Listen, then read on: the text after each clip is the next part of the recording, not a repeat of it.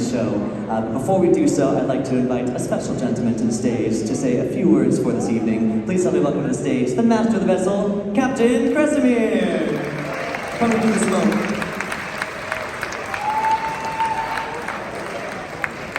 Good evening. Yeah, we were dancing over there, but waiting to everything to be set up. It's really nice. I really can't see you because of the smoke here. I hope you can hear me. Very good. I've done this for 2 years, and this is the first time here. It's my privilege and privilege of all of us here to have this actually happening.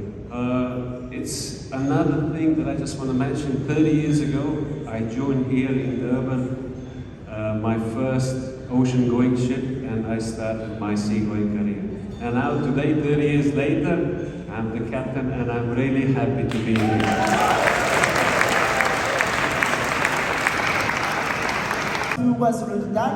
Welcome to South Africa, welcome to Africa, we welcome you all. I am Simpiwe. We will be showing you guys amazing show. I believe one thing you need to know about culture is that it unites people. So that's why we are here. We are uniting you guys with us through culture. Enjoy the show, guys.